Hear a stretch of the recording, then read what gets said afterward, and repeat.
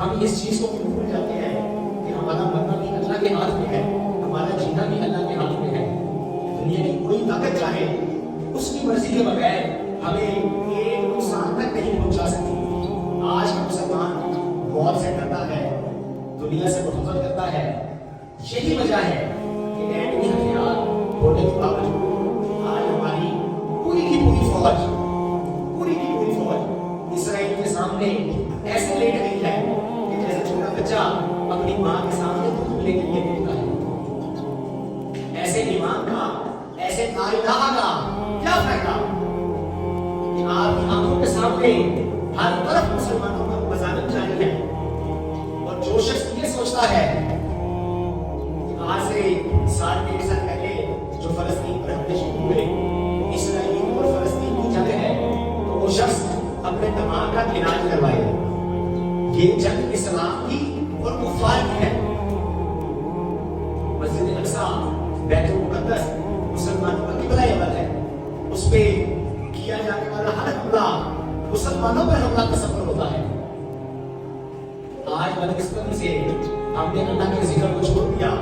ہمارے عوام الناس نے اللہ کے ذکر کو چھوڑ دیا، دلوں کا سکون برباد ہو گیا۔ ہمارے حکمرانوں نے اللہ کا ذکر کرنا چھوڑ دیا، دلوں کا سکون برباد ہوا۔ اور اب دیکھیں کہ اللہ ان حکمرانوں سے، ان بڑی بڑی سیٹوں پر بیٹھنے والوں سے، ان بڑے بڑے عہدوں پر بیٹھنے والوں سے اللہ ان سے ایسے کام لے رہا ہے کہ پوری دنیا میں یہ ذلیل و رسوا ہو رہے ہیں۔ آج ایک چھوٹے سے بچے سے بھی آپ پوچھیے کہ مسلمان دنیا میں کس جگہ جہاد کر رہے ہیں، آپ کو ایک ایسا خطہ نہیں ملے گا کہ جہاں مسلمان فی سبیل اللہ جہاد کر رہے ہیں۔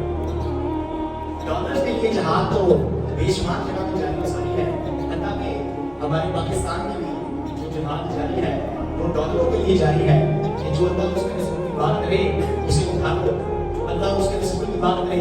جو اسلام کو نافذ کرنے کی بات کرے اس کو پابند ثلاثت کر دو، ان پر ظلم و ستم کرو، ان پر تشدد کرو۔ جو ملک کلمے کے نام پر آزاد کیا گیا،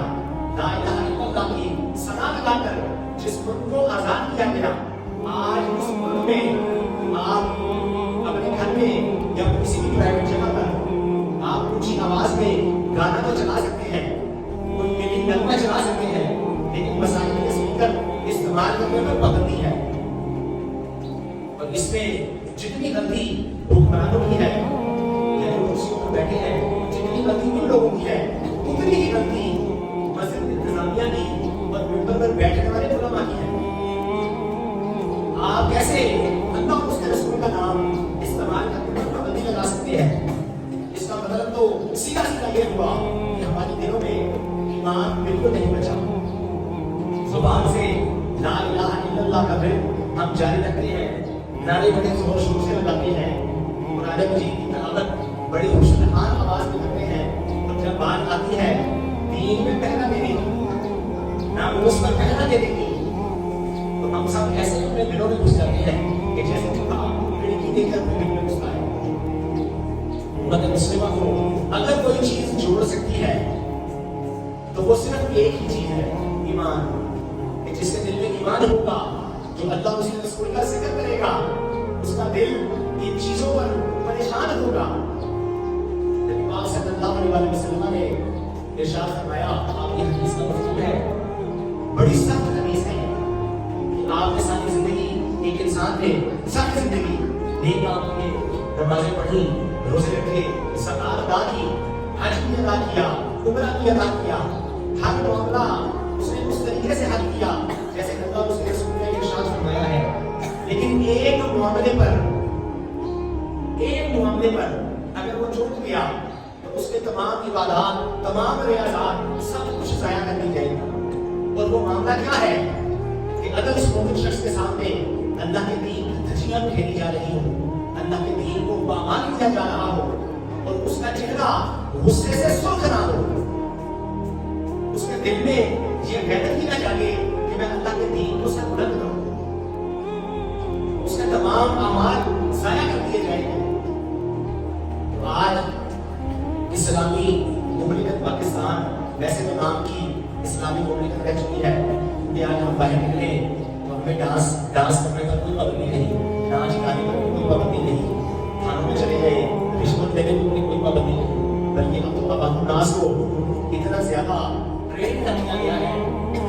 جو مجرم ہے وہ اتنا کر پوچھتا ہے کہ سرکار اس جرم کا کتنا معاوضہ دینا پڑے گا۔ ہمارے اسکول کی حالت آپ دیکھیں کہ غریب بچہ پڑھ نہیں سکتا، فیس نہ ہونے پر بچوں کو ذلیل کیا جاتا ہے۔ ہسپتال دیکھ لے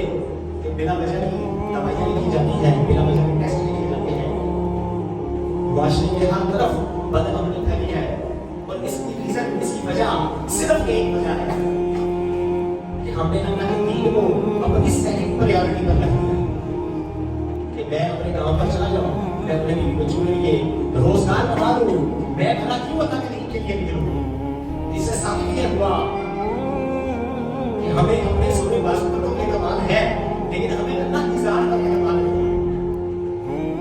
ہم سب نے سن رکھا ہے حضرت سلیمان علیہ السلام کا واقعہ کہ ایک مچھلی کی دعوت کرنے کا آپ نے اللہ کے سے سوال کیا،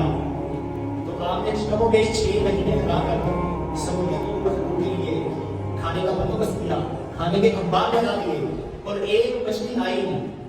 اور اس 6 ماہ کے جمع کیے گئے کھانے کو ایک ہی لقمے میں کھا لیا۔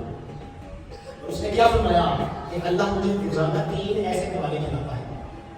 تو وہ قادر مطلق جو پوری پورے عرض پر رہنے والوں کو پالتا ہے، بھلا وہ مجھے اور آپ کو رزق نہیں دے سکتا؟ یا رزق اتنی قیمتی چیز ہے کہ اس کے لیے اپنے ایمان کی قربانی دے دی جائے۔